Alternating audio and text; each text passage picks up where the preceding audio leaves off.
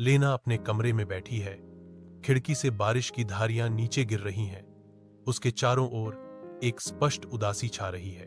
पसंदीदा किताबें खुली और बिना पढ़ी हुई हैं। ब्लॉक टावर उदास खड़े हैं और चित्र फर्श पर बिखरे हुए हैं, जो उसकी बेचैन ऊर्जा के प्रमाण हैं। सोने की एक झलक उसकी नजर में आती है, क्योंकि वह अपने बिस्तर के नीचे छिपे सुनहरे बालों वाले एक जादुई ब्रश की खोज करती है। आशावादी चमक के साथ लीना ब्रश का उपयोग करती है और कागज पर एक जीवंत लाल गेंद प्रकट होती है। सृजन जीवन में छलांग लगाता है, उछलता है और सुनहरी धूल बिखेरता है। कमरे को अप्रत्याशित जादू से भर देता है।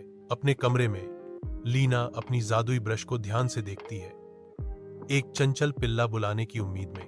ब्रश हठपूर्वक निष्क्रिय रहता है। इसके कभी जीवंत रंग अब निराशाजनक भूरे रंग में फीके पड़ गए हैं। लेना के चेहरे पर निराशा की लहर दौड़ जाती है, क्योंकि उसकी दोस्ती की उम्मीदें कम हो जाती हैं। निर्जीव ब्रश को पकड़े हुए वह इसकी अचानक विफलता को समझने के लिए संघर्ष करती है। निराशा से भरी आवाज में लीना ब्रश से सवाल करती है, तुम काम क्यों नहीं कर रहे हो? मुझे तुम्हें साझा नहीं करना चाहिए था। गांव के खेत के दिल में लीना और टॉमी के जादुई ब्रश नाचते हैं, एक जीवन स्लाइड और झूले के सेट को अस्तित्व में लाते हैं। लेना एक मेरी गो राउंड बनाती है, जबकि टॉमी एक ट्रैम्पोलिन को हकीकत में उछालता है।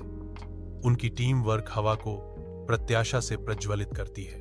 जैसे ही वे पूर्ण सामंजस्य में चित्रकारी करते हैं, उनके ब्रश बढ़ती तीव्रता के साथ चमकते हैं, लघु सूर्य की तरह प्रकाश फैलाते हैं, साधारण को असाधारण में बदल देते हैं।